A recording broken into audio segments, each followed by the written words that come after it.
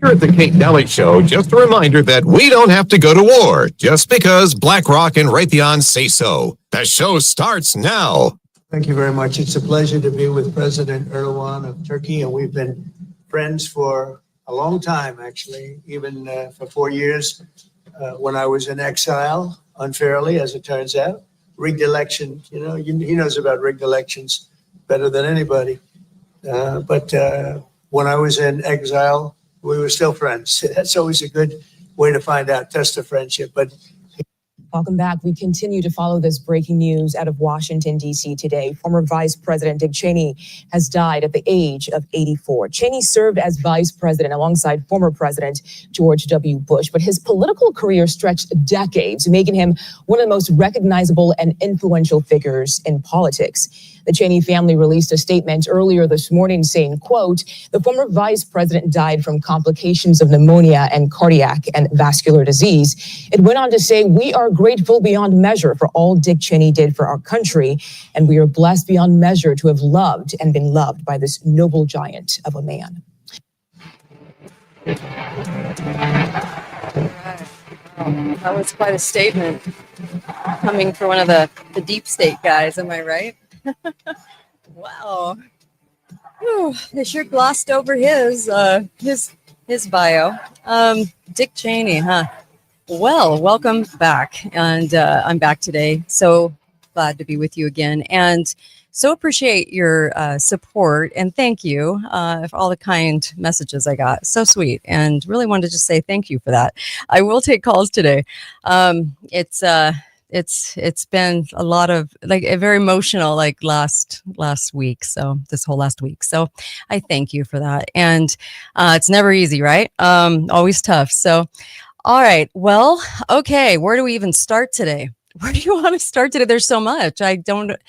All right. Well, I'm going to do today's show and tomorrow's show, and just letting you guys know. And then I've got a funeral for the rest of the week. So I will take calls 435-680-2503. Or I should say 2503. And let's start with Dick Cheney, since that was the clip coming in.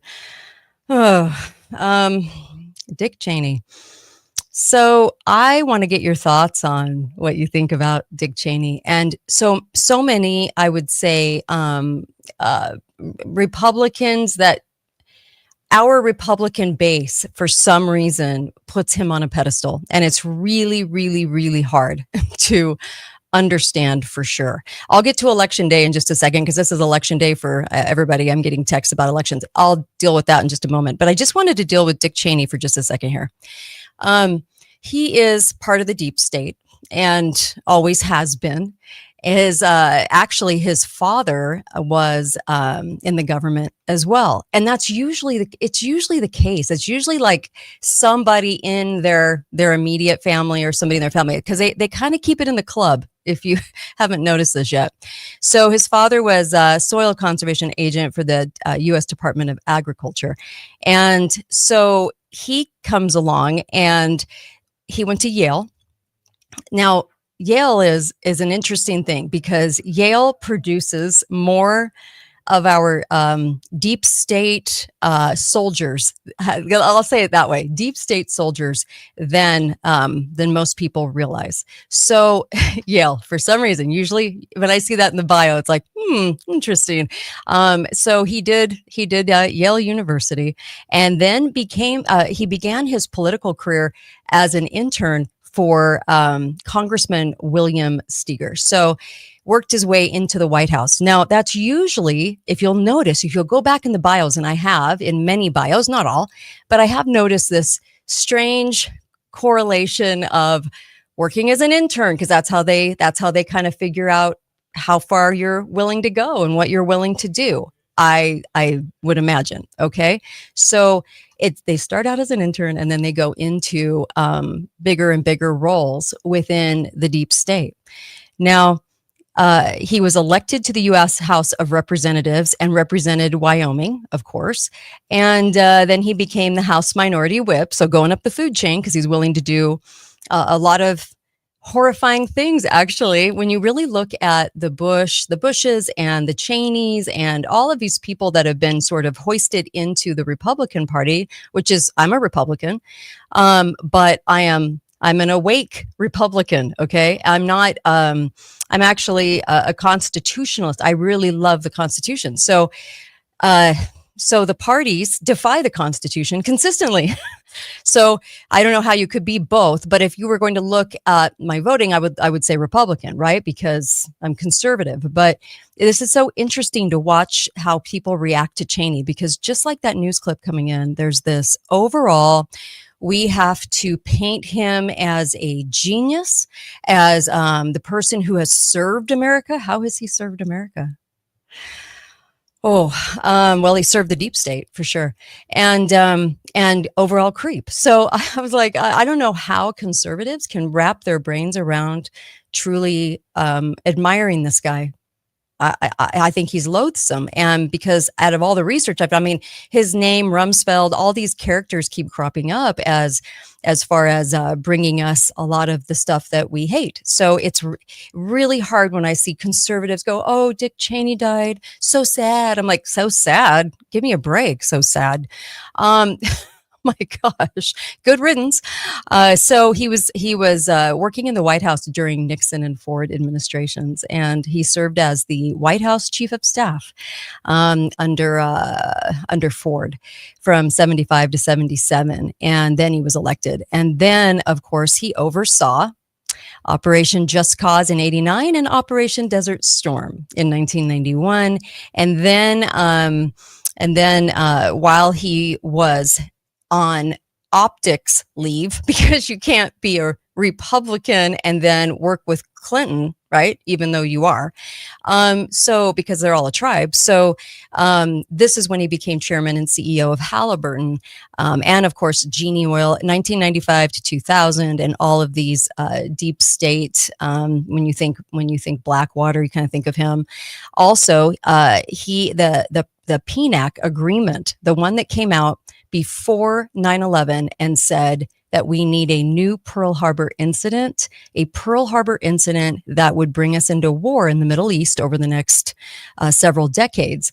So that was that PNAC agreement, and there's lots of names on it, but it was literally founded in 1997 by Dick Cheney and Paul Wolfowitz. That's why I say, optics wise, he couldn't be under Clinton, but he was very much there and designing all of this to happen.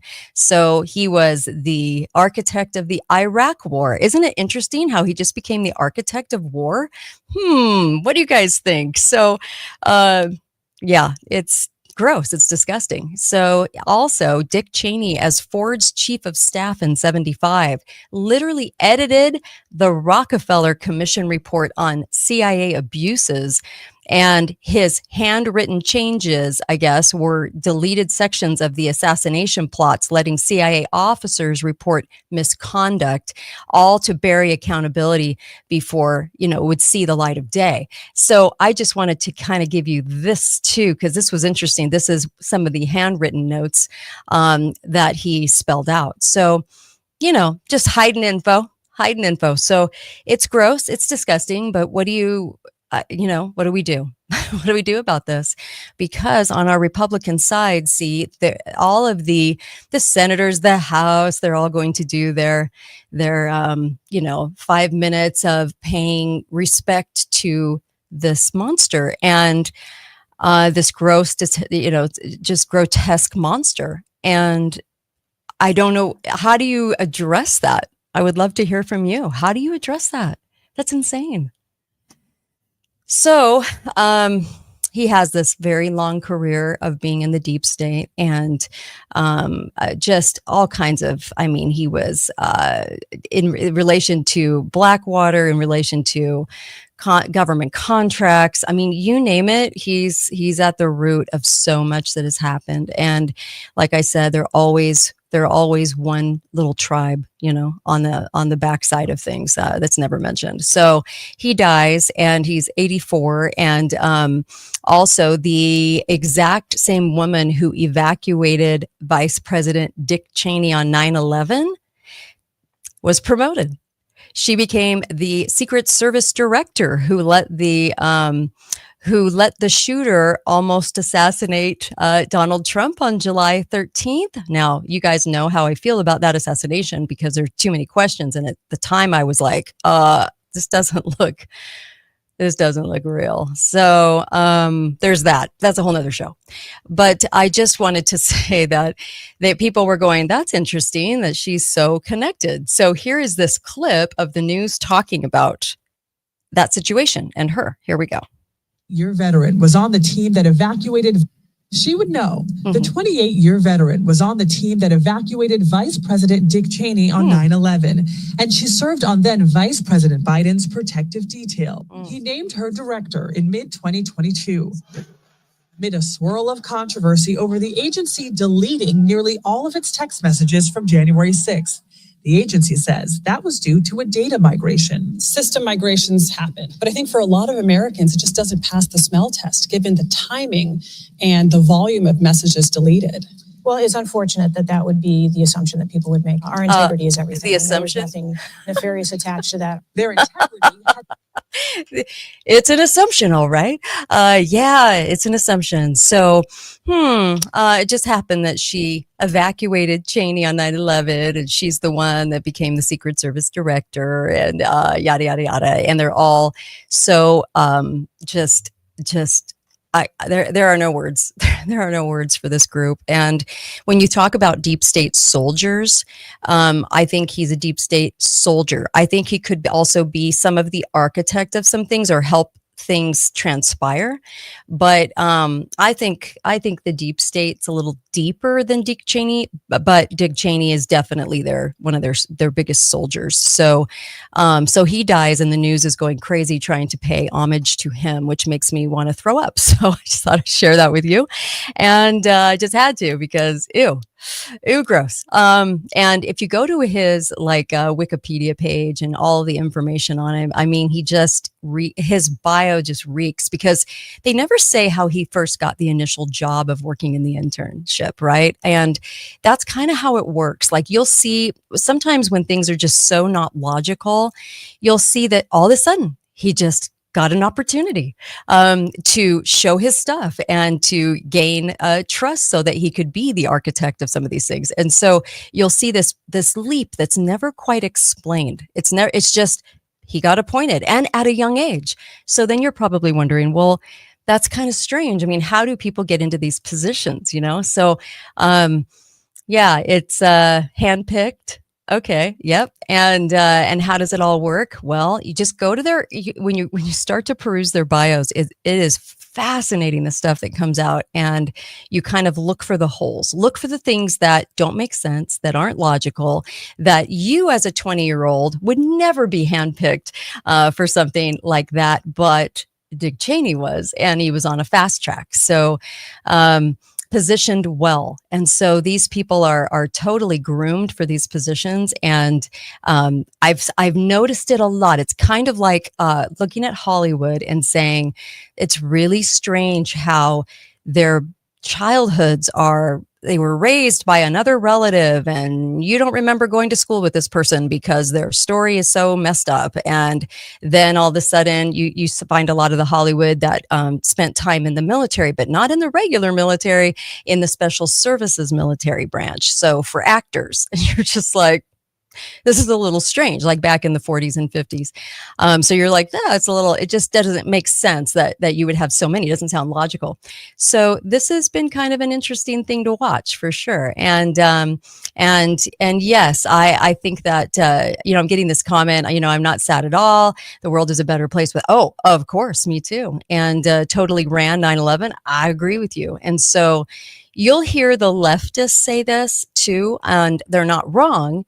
They pick out kind of the wrong things. I mean, they pick out the right things. It's just that they don't always tell the full story on why they're upset about him. But of course, this guy is just grotesque human. And I don't know how else to say it, because everything he touched, including, designing the PNAC agreement, the project for a new American century, outlining what the Department of Defense was going to look like, the money being put in, the decades of war that they had planned, and whoop, 9/11 happened. So when I think of 9/11 and I get mad at, the death and the people that fell from those towers and that died in those towers, I'm thinking about these guys. And so when you're a Republican, it's really difficult to articulate that and to put that out there, because other Republicans go, "Oh, you're a traitor. How do you say these things?" And I'm like, how do you not? How do you not? Like the Bush family, they're so corrupt that how do you not spell that out for people? I don't. Oh my gosh, they're just as bad as the Obamas and the Clintons. There's a reason that these people take center stage, and it just gets sickening to have to endure what people won't say out loud. So this conservative constitutionalist is aghast at the life that he led, and then we're going to pay tribute to him. You just watch, an airport will be named after him for sure. Something else will be big, will be named after him, right? Because why? Because he did the bidding of the deep state. So yeah, gross. Okay, so elections. I just wanted to say this, like today is like an election day for a lot of people. It is for my county in Utah, and they're fixed.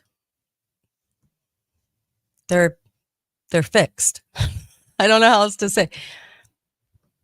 They're fixed. So until we fix that, I don't even know what to think about it anymore. It's difficult for me because I know it's fixed, and I know they control it through the Office of the Internet under the emergency status since 2004. Before that, they had a lot of other ways to control it, but then it became absolute in 2004. So when you're voting, even at a local level, the party will dictate what candidate wins. And it's just so gross to me. And I am so sorry to say that, because I know it bursts a bubble for so many people, and they want it to work, and they want to believe that it's normal, and that we do have a say. And all I can say is I understand why people vote, because it's something that you can do, and we have to do all that we can do. And then the blame of the fixing of the elections can rest on the shoulders of those who have done that and who do it. But I mean, it's hard, because we want to think it's one thing, but it's clearly another. So at some point, we must realize that, right? Let me take a quick caller. All right. Hi, caller. Welcome to the show. Go right ahead. Yeah, Kate. Hi. Yeah, I'm sure tracking with you on the Bush crime family and yeah. Cheney. Yeah. Remember, he shot that lawyer. Oh my Remember gosh. that? Yeah, that's right. That's right. He shot a lawyer and totally got away with it. Sure, even if it was an accident, the man was drunk. Yeah. Anybody else would have gone to jail for a couple of years. What do you think? Yeah. You're right. Yep. You're right. Yeah, No, he shot a man. He shot a man. He got to did. live out his life. The dirty You're right. puke. You're right. Yeah. I forgot about that. He's a horrible individual, and his daughter's even worse. Oh, I know. But it may be. It goes on to him because he trained her that way. Yeah. He's an utter evil man. Creepy family. Is what he was. I'm with you. Yeah, 100%. Terrible. Unfortunately, the neocon way has got a rebirth in Venezuela and Cuba. And we have a Mark Rubio who Trump once called, remember on stage, Kate? He called him Bubble Boy. Uh-huh. And yet Bubble Boy is calling the shots on behalf of all these international bankers.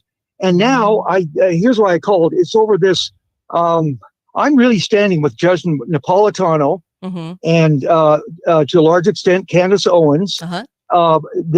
We are in as Alex Jones even came around a little bit and said that why do we have foreign leaders threatening American journalists of such high standard as Tucker Carlson? They're actually literally at the Republican Jewish Committee meeting over the weekend, this past weekend, they threatened his life. They really did. And that was Jones' opinion of their verbiage. And I agree. I heard it. They're trying to get people to shut up. Mark Levin claims he speaks for MAGA, and the rest of us that don't go for Israel first. It's time for at least a conversation is happening on a bigger scale than it ever has. And the Heritage Foundation, apparently they are, according to Steve Bannon, they are backing talk to her on this. Now, I don't know if that's going to be Heritage Foundation Kate wide, but it's a start. But we need to start and get her done and get it finished right away, because these people are going to take us to the depths of hell. They seem to be controlling every aspect of the Trump administration. All right. Thank you. Yeah. You bet. I'll Thank address you. that. I'll address that. Thank you. I just, how to address that? Well, the media is very controlled. I'll say that. And we mustn't forget that the media is extremely controlled and will give you a lot of truth, but will also skew it. And then, of course, it's kind of like, okay, go back to the first clip that I played with Trump. Okay, so Trump was talking about the election, the elections too. And here we go. Let's see if I can play this. She would know. Oh, sorry, wrong clip. So here we go. Your veteran. Nope, wrong one. So I can't find it. All I want to say is, like, look, there's a lot of control. And then when he said elections, he said, well, I was let me see if this is it. Erdogan of Turkey, and we've been friends for a long time, actually, even for 4 years when I was in exile, unfairly, as it turns out. Rigged election, he knows about rigged elections better than anybody. But when I was in exile, we were still friends. That's always a good. It's kind of way an to find out test of interesting. friendship, It's but- an interesting. It's an interesting way to put it, for sure. I was in exile and then I was back in, and so it's interesting. But we must never forget that elections are stolen, and they have the software to do it, and media is completely infiltrated. So you have to keep all those things in mind whenever we're talking about politics as well. Okay, caller, go right ahead. You're on the show live. Hey, Kate, Hi. welcome back. We missed you. Thank you. I really appreciate that. So from Idaho, we've got an attorney general and a secretary of state who constantly sends out messages prior to this election day telling us how our system is so perfect and there's no problems with it. And it's like, well, if there was no problems with it, why do you keep telling us there's no problems with it? I mean, that should be a red flag right there. That is the truth.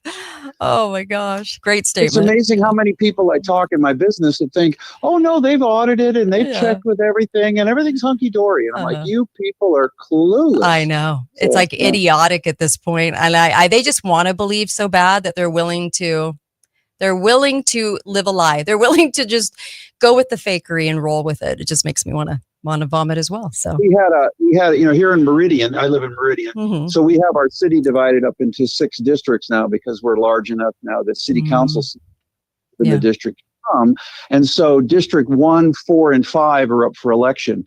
They ran unopposed, Kate.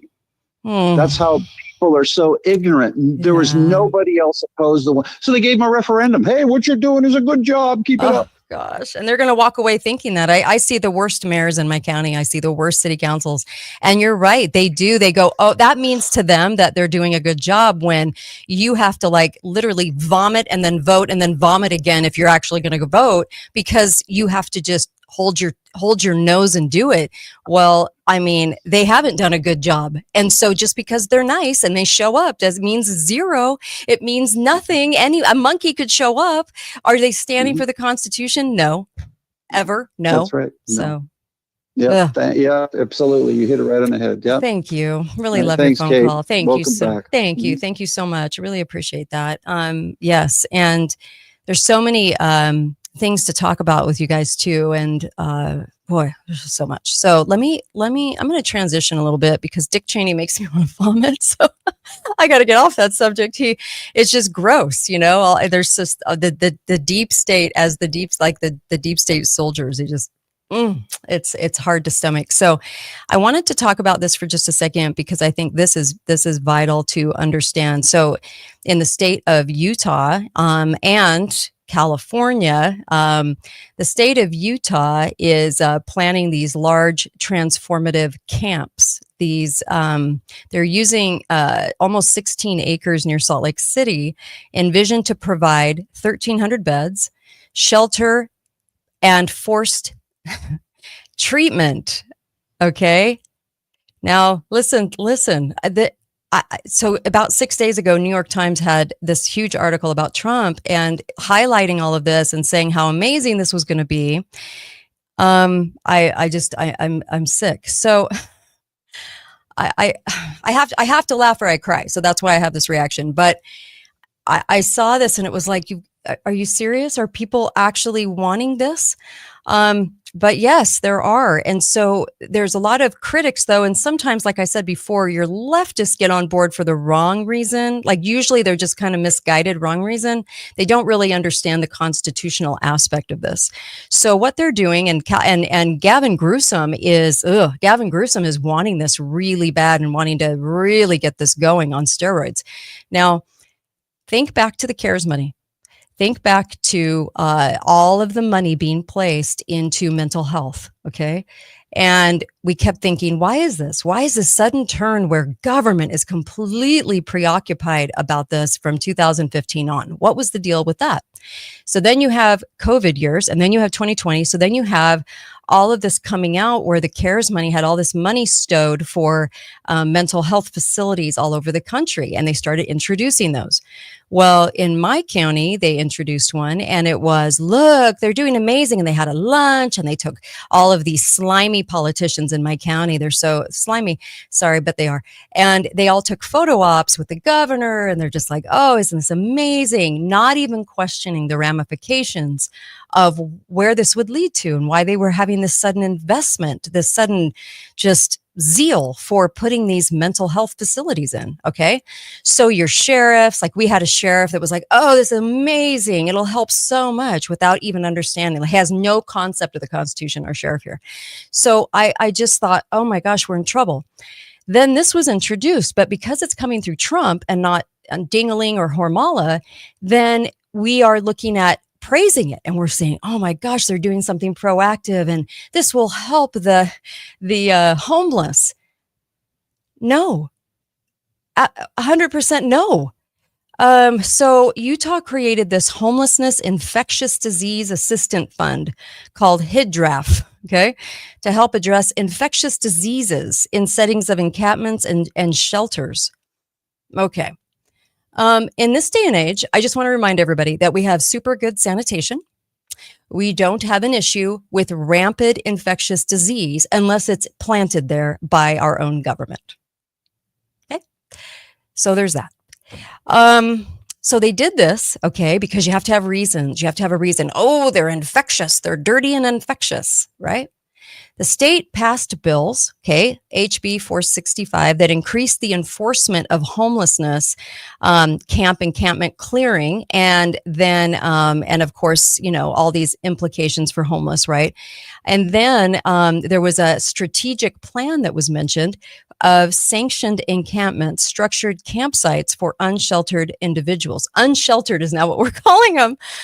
Whatever. Anyway, unsheltered. I feel bad for the homeless. I mean, sometimes they are kind of mental, but that doesn't mean that you put them in a facility and force treatment on them and they can't get out. This is where it turns hideously wrong. So they did this strategic plan, okay, of sanctioned encampments and of the unsheltered individuals in Utah as one of the tools being considered. And of course, now we are really in the throes of making this happen. And they're saying it's a shift away from housing first models, like at least, you know, like put a roof over their head. And so the government shouldn't be in the housing business either. I'm sorry. Do you know who? I'll give you a quiz. Who used to take care of the homeless and the people that had like low IQ or could not take care of themselves? Anybody? Anybody want to answer that? 435-680-2503. Okay, 2503. Who did that? Who took care of it? What did we do before the government came along with their strategic plans and their sanctioned encampments and their bills to address dirty, infectious people, right? That they claimed were dirty and infectious. Like, absolutely think about who and why. Like, how did we get to this place? Because government decided that, oh, Teddy Roosevelt, thank you, LB. This comment's coming in, the great unwashed. Oh my gosh. Thank you. Yeah, never dreamed Utah would do that. And I'm sure they want to put all the homeless people in so-called camps, and they do. And Trump is praising it. And because Trump is praising it, there isn't a lot of outspoken individuals saying anything about it. There's just a lot of nothing. It just makes me sad. It makes me sad that people don't know enough to know that we are forming our own enslavement. You don't think this is going to turn on us? As soon as they turn mental health into what they're doing right now as sanctioning statements in the logs and the books of mental health associates, where they're saying that you have a disorder if you do not believe the government narrative. I did this show like 2 weeks ago where they coined the phrases. They said, this is the new phrase. This is what it's all about. And it's beyond grotesque. Okay. So ICE, yeah, that's true. So ICE and the Alphabet crew are arresting the residentially challenged. Thank you for that statement. Residentially challenged, and putting them in these federal detention centers and in Memphis. Interesting. Okay, hi caller, welcome to the show. Go right ahead. Hi. Hi. I just wanted to talk to you about what? elections. Politics. Sure. The fact of the matter is, we as people don't get out in the community, get to know the people that we hang out with, or select people from among us. So the deep state can literally arrange the candidates we choose from because we renounce that responsibility ourselves. Yeah, they do. It is really easy to go and file for an election, and it only takes a few $100s to get enough information out at the city and county levels to get in as a city and county level elected public servant. The first place we need to start is at the local level, replacing everyone in our town council with people that don't belong to a mafia, and we understand we can trust. And we understand their constitution. Now, there are people that claim to understand their constitution, but haven't got a clue. Okay. We need to start teaching that avidly. So we've got citizens we can select from that can run competition with the Yaleys that keep on taking over our cities. In Branson, we did that, and we've got a pretty good city council now. And we also got in a good county commissioner in Cheney County. I ran for commissioner in Cheney County, Missouri. But there was another guy who actually picked up my trash who won the election. He had to shut down his trash company in order to do the job of the presiding commissioner.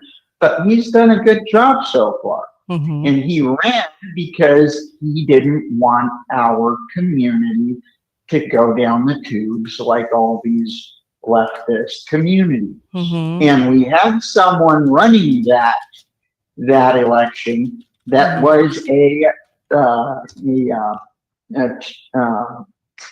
Agenda 2030 stooge.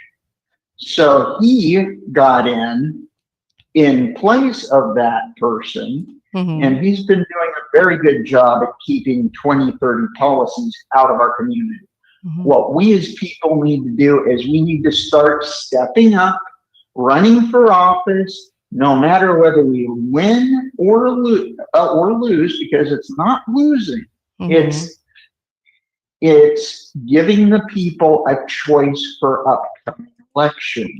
If you didn't win this election, maybe in another election, when the guy that got the Mhm, position, mhm. gets tired, you Mhm. can replace him and Okay. give him a break. All right. Thank you. Appreciate it.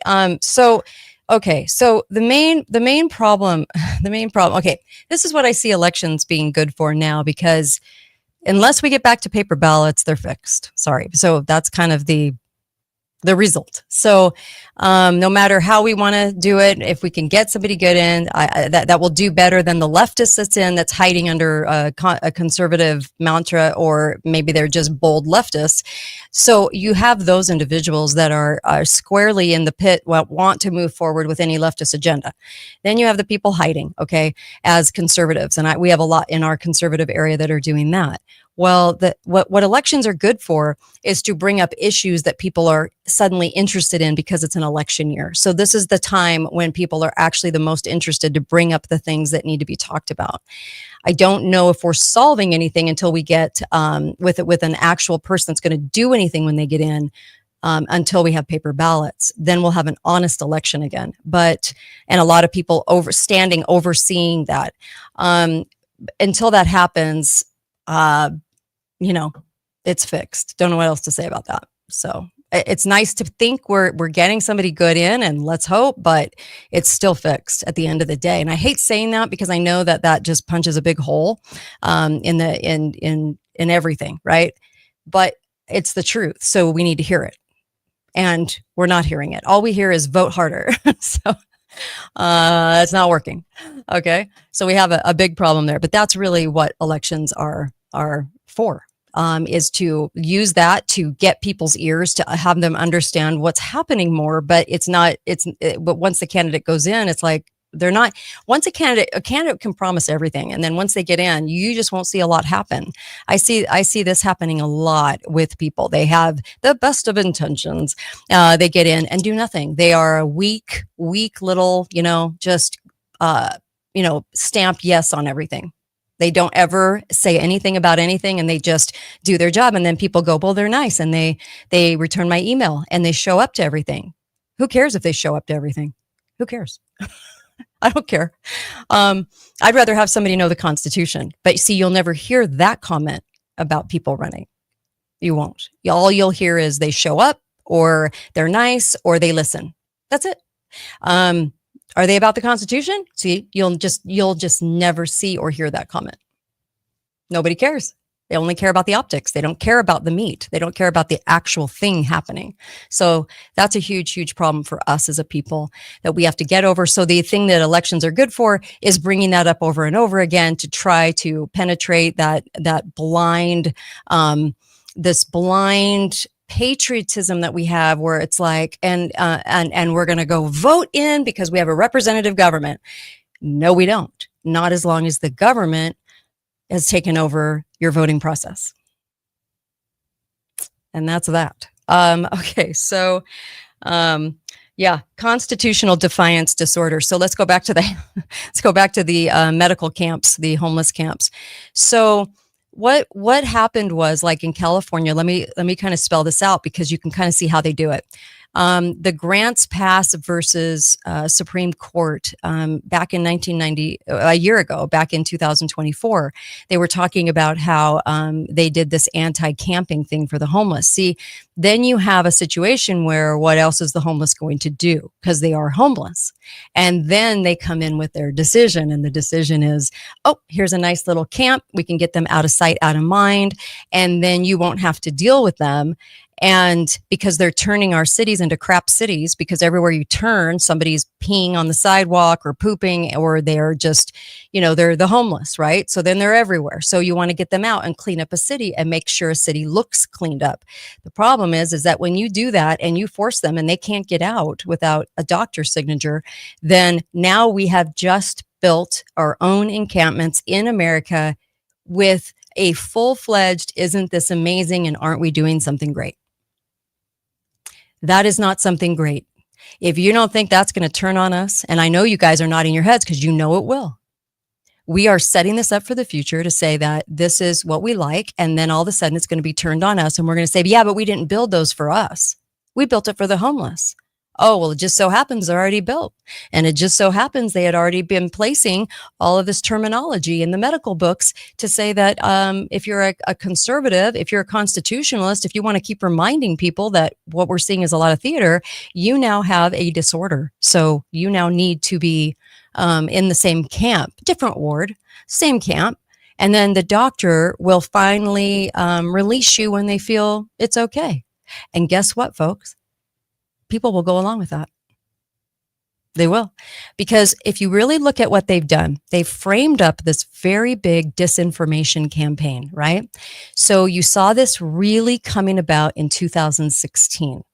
And they used the Trump becoming president to do this, okay? So this was their catalyst.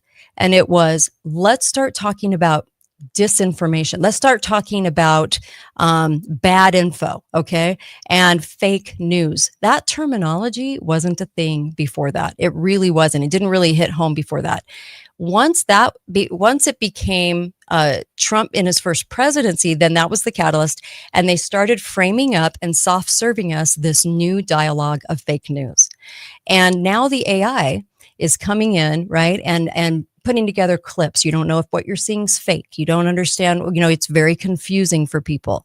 They're sharing fake clips all the time. I've been guilty of it a time or two. So what happens then is everybody goes, oh, this is huge. AI is confusing everybody. We got all this fake news.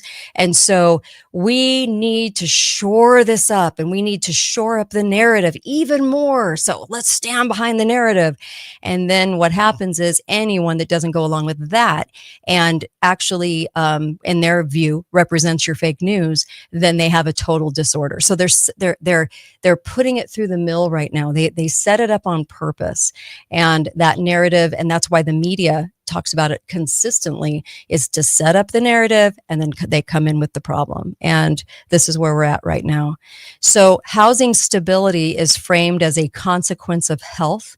So the idea is the unsheltered individuals, the homeless, are more likely to gain stable housing if they receive medical health. So first of all, you do unconstitutional housing paid for by tax dollars and printed money. Then what you do is you go, well, that's not enough. Okay. So now we need them to be stable in their housing. Okay. Some people don't want to live in a house, by the way. But now we need more, they have to be stable now. So now you have to have your behavioral medical help. So then if not, then they remain on the streets or in encampments, and then local officials treat it as a public safety or nuisance issue. And you'll see all the mayors and county officials coming out and saying, for your safety, for your public safety. It's all a lie, actually. It's all a lie. Once in a blue moon, you will have a problem with a homeless person doing something. But for the most part, you won't. So there is no public safety issue. There isn't. Okay. And it's interesting because for the last 50 years, we have the numbers don't change all that much considering the population growth.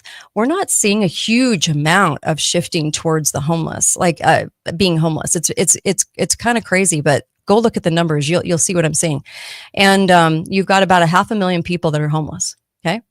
So then what they're doing is they're steadily building this insanity. They're steadily building this. So what they're doing is they're phrasing it. They're saying that that people that don't have a housing alternative is detrimental, and they're also stating that housing is healthcare.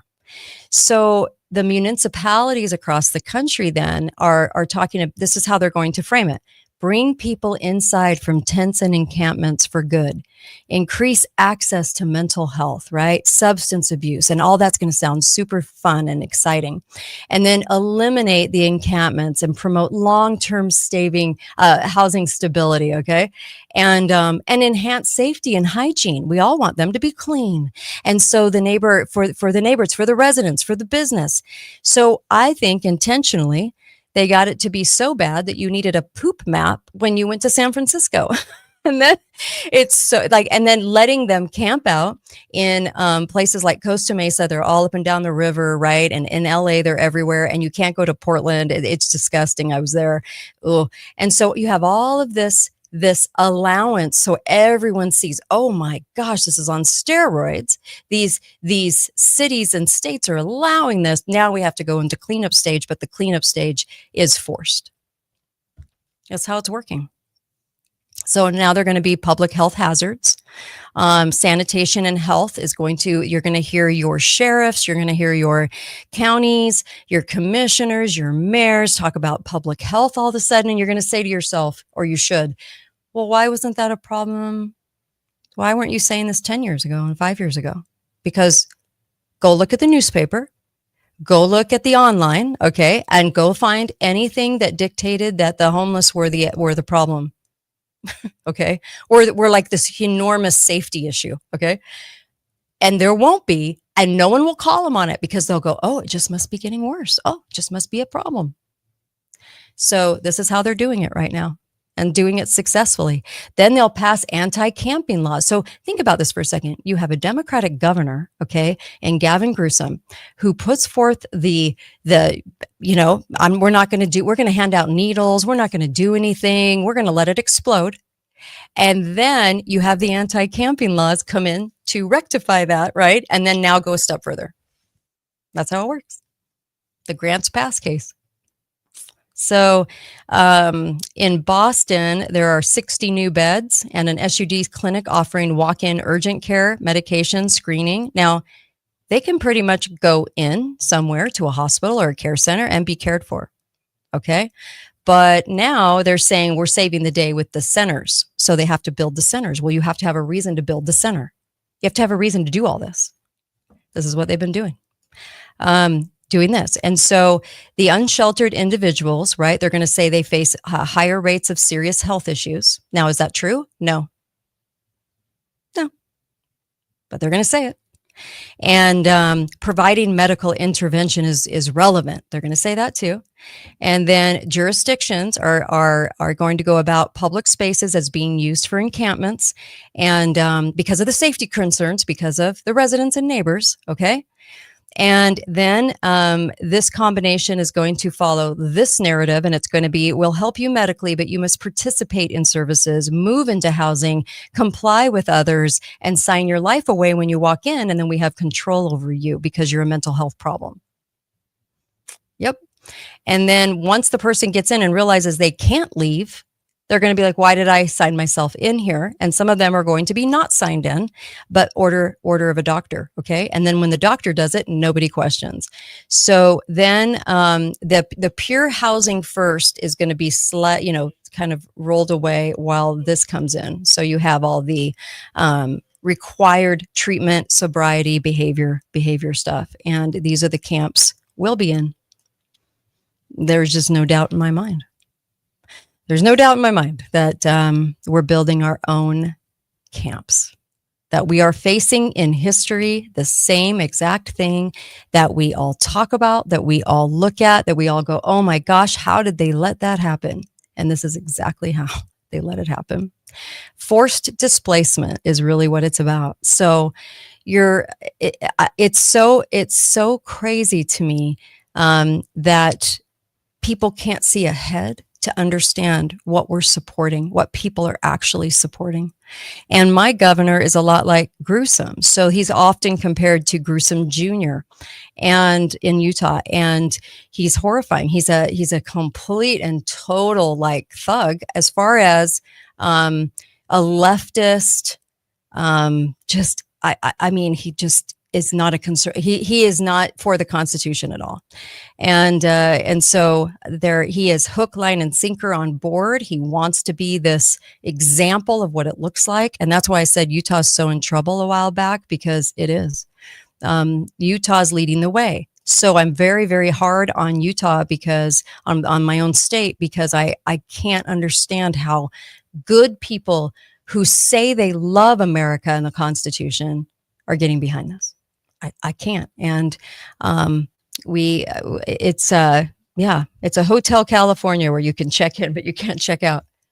Amen, brother. Yes, that's exactly what this is.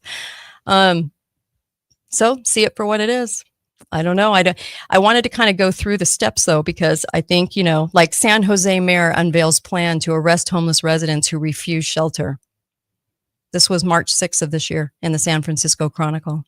Boston announces new plan to rid city of homeless encampment, get residents help. Okay. So you see it forming, you see it coming, and then they're applauded for doing something. And the something doesn't matter what they're doing. Think about that. We're doing something. No, you're not doing anything constitutional. So you can't get behind this no matter what. And to frame it as an issue, as a problem is just beyond. It's beyond. I don't even know what to say about that, because this has been coming. And when Hormala and Dingaling were out there selling the CARES money and treatment and, oh, we need more treatment, mental health. And I'm like, you're a mental health problem. We need to put you in there. not us, and so they said, well, we have to help with these centers, and all this money started getting laid out, all this money for the states to get rewarded by building these centers. So it is pretty grotesque, you guys. And if we don't start raising alarm bells, and not even alarm bells, but if we don't stop it, then we're responsible for this for our kids and grandkids. We're responsible. They'll point the finger at us. For sure. These involuntary detention facilities, because it's like a work conditioned housing. It's a secure residential placement facility without calling it that, because it's just, oh, that's where the homeless go to get better. Rainbows and lollipops. See, everything's great. And it's not great. It is not great. Davy Crockett's speech, to Congress. It's not yours to give. Amen, brother. Thank you. And it is unexpected from Utah. I'm getting that comment a lot. It is unexpected, but expected, because if you knew our governor and you knew what he was capable of, and you know that how he got into office was a pure lie, then you understand why everyone's backing it, that even say that that they love America. I love America. I want to do the Pledge of Allegiance and I love America. Yet they'll stand by Utahns that will not stop their governor. And I'm talking about elected officials that will not stop their governor from parading around and doing all of this to people, because you have to read the writing on the wall, because he's not saying that at some point you will be the mental health problem and you will be in this camp and no one will be able to get you out. Instead of saying that, everyone goes, oh, isn't he great? Isn't he great? He's Gavin Newsom Jr. He's doing something. He's busy. If I hear a politician busy one more time, I'm going to scream. So that, which leads me to the whole SNAP benefit thing and the fact that we don't question 42 million Americans on food stamps. But okay. So then Trump was saying, well, he is going to keep the government shut down and he's not going to do emergency money for SNAP. And so they're definitely, there's something else at bay here. It is not normal. I mean, it's not normal. It's just, I can feel it. There's something else happening here that's pretty bizarre. So I wanted to get your thoughts on that. I'm sincerely sickened and disgusted that we can't see where this is headed, and the manipulation behind how they are trolling this and how they're getting this out, right? They're manipulating every single step along the way. So that's why I laugh at people that go, we don't have a deep state. Well, the deep state's awfully busy at doing things in certain steps to make them happen over time. What do you call that? Ooh, what do you call that? A conspiracy. So they conspire to do steps to make something happen legally. They make it legal to then put you in a camp. If I had to peruse the news today, which I did, and if I had to tell you what the biggest issue of the day is, it's this. It isn't anything else. It's this. This is your biggest issue of the day. And I was laughing for Halloween. There was this big meme going around saying, give kids soup instead of candy because they're hungry. And I was just sitting there going, can we please ask why 42 million people are on government assistant food, please? Where's the big question that no one's asking or answering? I mean, come on. So this, not that, this is your biggest issue, is us saying that we're okay with this happening and that we're going to promote it. We're going to applaud it. We're going to say this is amazing. And it's so gross. So Utah Office of Homeless Services planning this large transformative, there's a good word, transformative campus. And they're calling it a campus. So it's like learning, like, so don't be bothered. They're learning to be clean. Okay. And this is envisioned to provide 1,300 beds, combining, of course, not just shelter, but treatment, mental health facilities, and employment. So just to give you another little feel-good statement, we're actually going to make sure they're employed. Now, they'll be employed inside the campus where they're not allowed to leave. But we call that employment, not forced labor. No, it's employment. And their checks are deposited in our accounts, and we give them like $5. It's all good. They have enough money. I mean, everything's paid for in Camp Rockefeller. Everything's paid for in Camp Rothschild. I love it. Oh, you guys, we're in trouble. This is the biggest issue today. I wish people would wake up to. So there's that. And I don't know what else to say about it other than after outlining the steps for you, the federal policy direction. This is all coming down from Trump, because if he says that this is how we're going, and no one will question because they want to support him, right? Because it makes it look like everyone's against him, media and people. So we want to rush to defend. Well, in the rush to defend, no one looks at actually what's happening. They just want to defend. Okay. So they've got us psychologically down to, they just know exactly how we're going to react. And I guarantee you, if Ding-a-ling they would have placed him in another term as a corpse, and he would have signed this with the Biden pen, the deep state would have signed this, people would have gone crazy. But because it's Trump, no one's going crazy. They're just going, something's being done. Doesn't even matter what the something is. It's just being done. So July 25th, 2025, he was very vocal about directing cities and states to crack down on homeless encampments, more individuals into treatment facilities, prioritizing this, and on all of these things. And that's how it works. So you move away from one narrative, you take in the other. You take in the other bigger plan, the step towards the bigger plan. And that's why they introduced this housing first idea. If somebody is okay mentally and doesn't want to be homeless, they cannot be homeless. So in this country, people all the time can help. Now, in answer to my big question, what did we do before the government came in? Well, that's easy. People did it, and the clergy did it. And they helped people, but they kept an eye on them and they monitored what's going on. In my church, in the LDS church, they do like a 3-month where a local bishop will sort of watch your situation and help you and help you to understand if you were going to help you with food and housing, then and a rent check or whatever, then this is going to be very temporary. We're going to keep an eye on the situation, and you're going to be held accountable as well for your situation. What are you doing to get better and get off of this assistance? And 3 months is about the most usually, not always, but usually they'll do. Well, this is how the clergy did it all the time. This is what they did.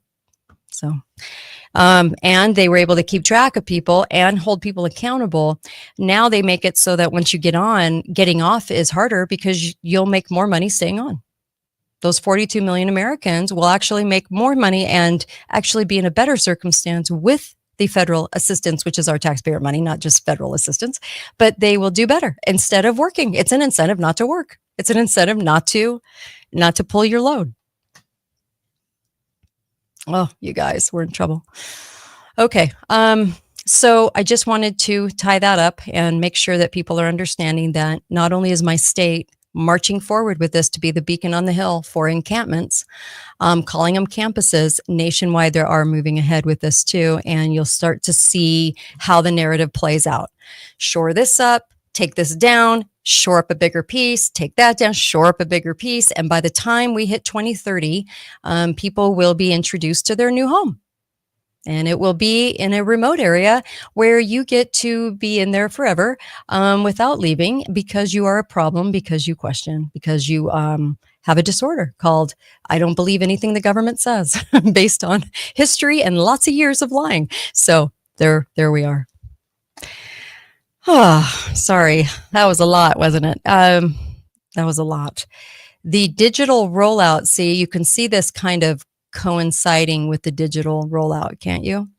So the Fed chief, that gray-haired Christine Lagarde, announced the digital euro, Europe's version of the central bank digital currency, the CBDC, is moving faster than planned, and that the EU Council has instructed the ECB to accelerate development so that the pilot phase begins in 2027, followed by a formal rollout across Europe in 2029.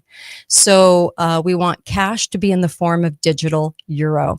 So the digital ID, the digital currency, the digital everything, right, is coming into play.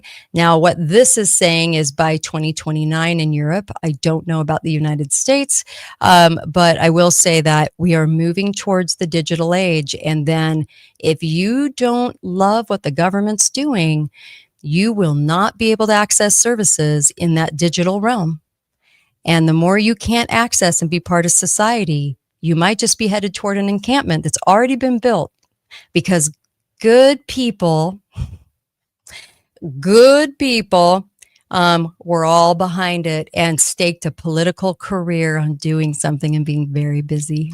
And this is how they rolled into office and stayed there, is because they were 100% behind all of the crazy. What do you say to this? What do you say to this? It's insane. And they're all good people. They're all good. Kate, quit talking about politicians. They're good people. They're just trying. They're just trying. They just happen to be behind every grotesque thing, but they're trying. Okay.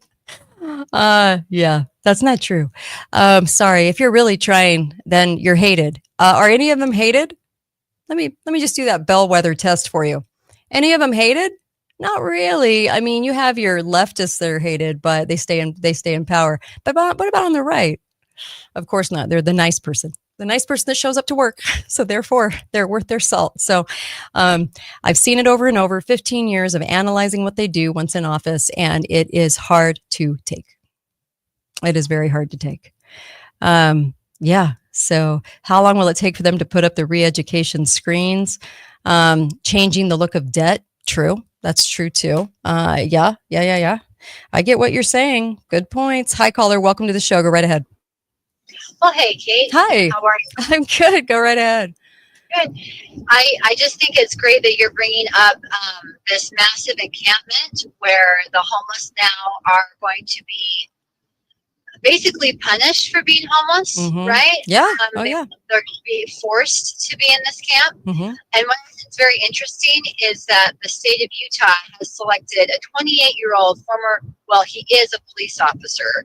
So definitely this homeless czar that has now been put into place to replace the old homeless czar that did nothing but make things worse. He's all about, that's where you're getting this, they can't leave, right? Yeah. So that's the idea. The amazing part, though, is that the current Office of Homeless Services in Utah has been trying to install this for a number of years, and they've actually sat on a pot of money that's worth $25 million and not allowed that money to actually go to any other programs to actually help the homeless. Yes, so you're right. They're keeping all of those dollars so that they can basically, get money off of the interest, yet they will refuse to fund, like, let's say you've got a domestic violence shelter that's got like 20 beds. They're doing good things. They can't get that money because the state of Utah will not allow them to do good. Yes. I mean, You're you right. know what I'm saying. You're right. So, but that's what just red flags to me. You're 28. Now you're going to be put over this entire program. This is massive. Yes. This is a massive camp. 1,300 people is when you've got mental health, when you've got substance abuse issues there, going in. You know, I get why he's a police officer looking to do this, but I just don't see. I don't see the benefit. Well. Any way, shape, or form from this idea that they've come up with. There isn't a benefit because there wasn't a big issue to enact this. So they had to make the issue. Okay. They had to be very creative because, like I said, you can't pull anything out of the headlines. It's super disturbing. So what they're doing is creating this narrative, then solving their own problem, right? And here's where the leftists go wrong because people always want to. They're confused by what the leftists say, what people on the right say. The leftists, what they're doing, instead of saying who this will be for in the future, okay, they're saying it's a prison for them now. Okay, yes, except they don't even address the whole issue.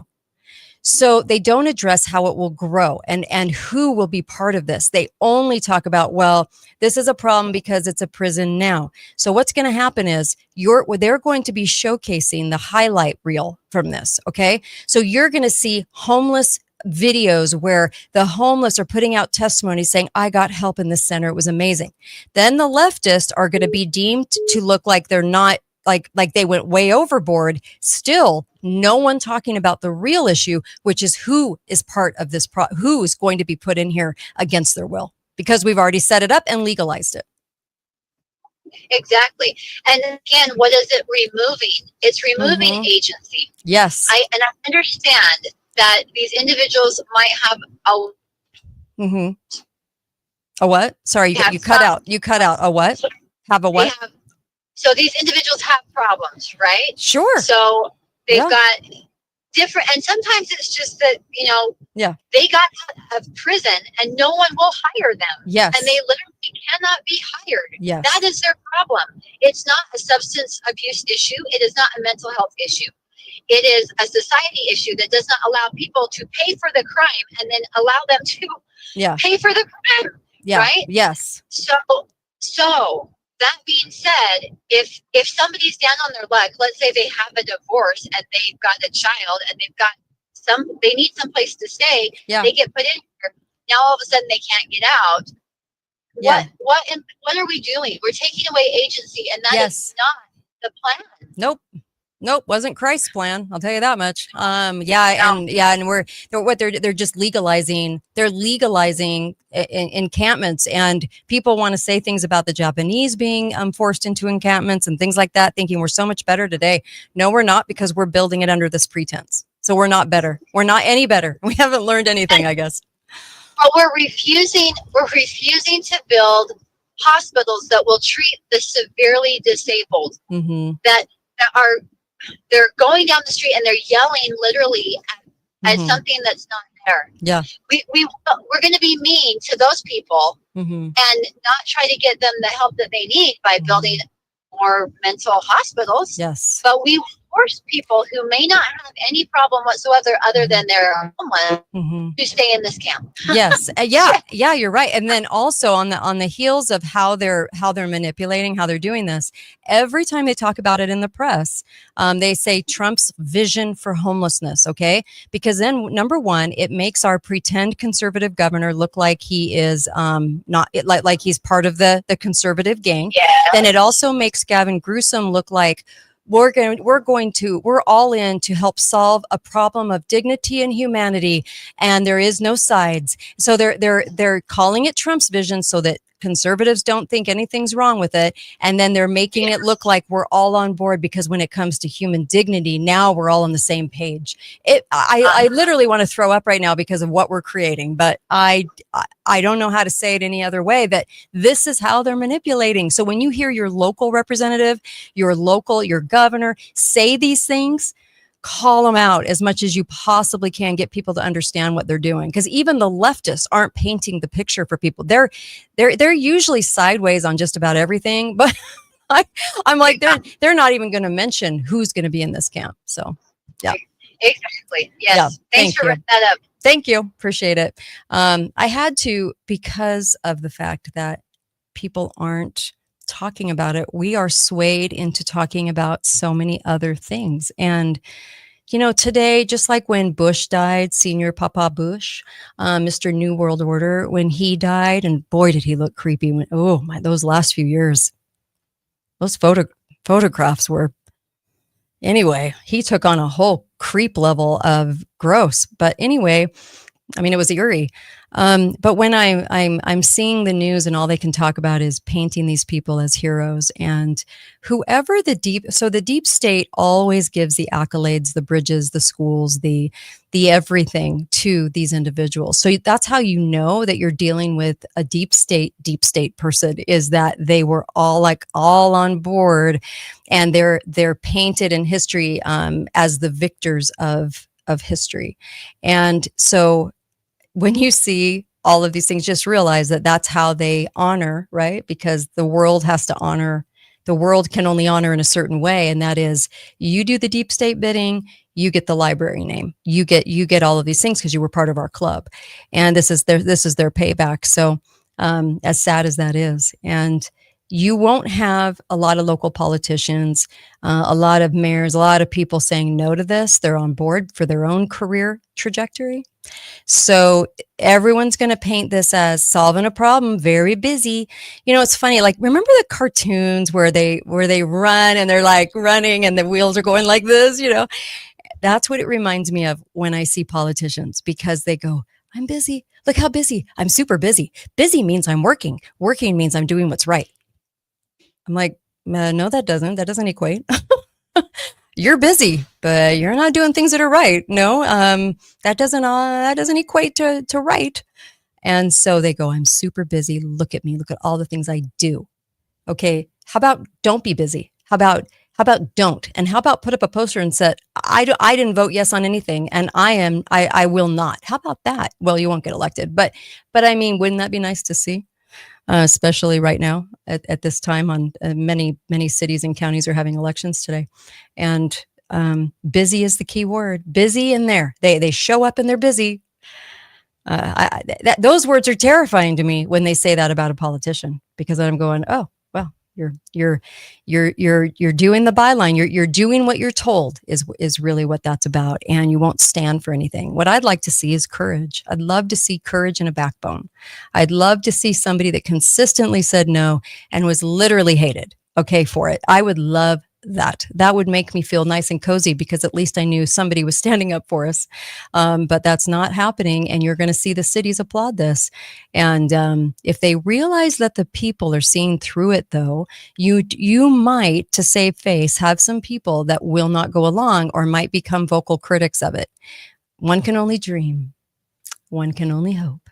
So there you go. That's the only real thing that we have right now that could be going for us. So I know a lot of people get really angry when I say the elections are rigged.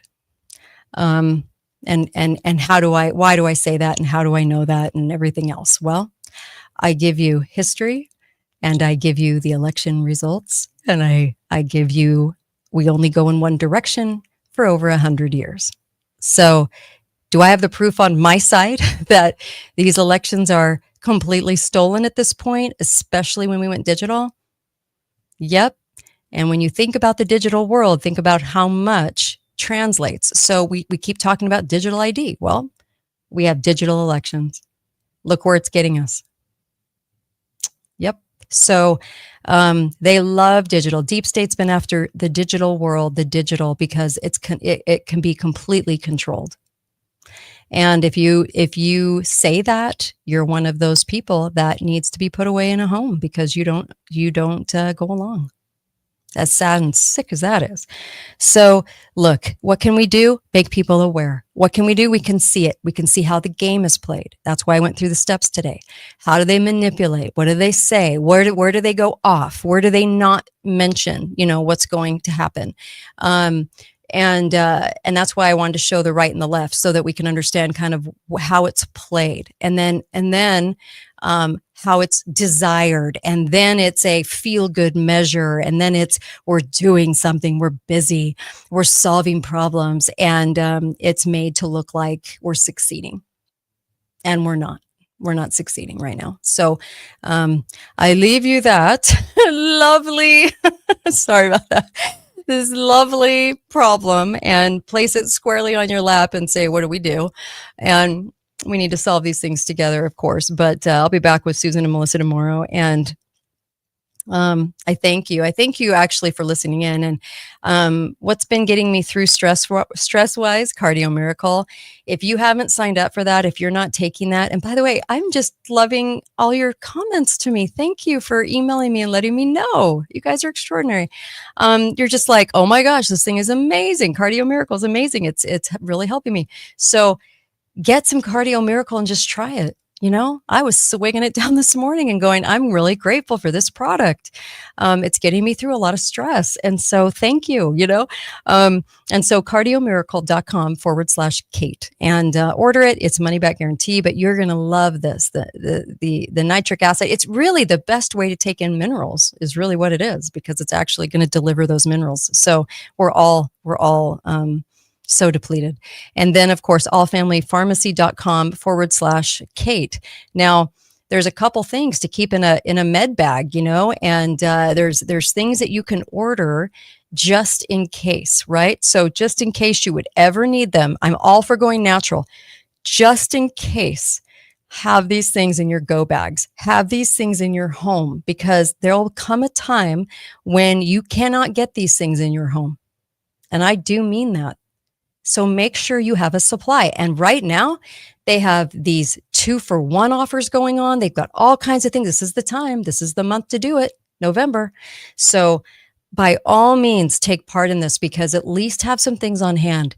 When we've had bad weather, these are the things that people had to have, right? Because medically, whether you are a natural person or not, there are people that need these things. And so it became kind of currency too.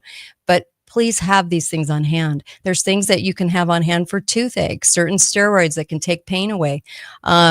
There's all kinds of different things that you can have that you don't have to get a doctor's script for, and it's sent literally to your door. So why would you not do that? Why would you not get a hold of those? So please do that. And allfamilypharmacy.com/Kate, you'll get a discount. That's why I'm telling you about it. And of course, the mineralization of your teeth, go order that product. It's on the website, katedalleyradio.com. My Pillow has wonderful deals for Christmas. Cardio Miracle is a great Christmas present as well, because it's really going to help them. And that I know, because I take it and do it twice a day. It makes a difference. It's a deal. That's the deal. You got to take it twice a day to feel it. And then also just make sure you're okay, because not a lot of importance right now is on food prep or planning for what comes. And that's usually the insight of danger, because we're not prone to do that when we have a conservative president in, or, when we're told this is a conservative president. So therefore, don't worry about it. We're being taken care of. Oh yeah, we're being taken care of. We're being taken care of right in the loony bin is what we're being taken care of. But I just wanted to mention that too, because stock up, make sure you just have physical product in your home. It's a big deal. It's a really big deal. Also, I go to FIQ for my vitamin C and for all of that. And that is a fantastic place to go for your supplements, because they actually do a good job in the delivery system. That's why I like them. You can get different supplements. There's only a few companies I'd ever buy from, and FIQ is one of them. And you can do it with the link associated with this show, help the show out, but you can go get those supplements. But I would definitely stock up for this winter and just make sure you have them. What can I say? Thanks so much, you guys. I'll be back tomorrow for sure. Be faithful, be fearless. And I'll get this up on podcast immediately, and I'll see you tomorrow. Thanks. katedalleyradio.com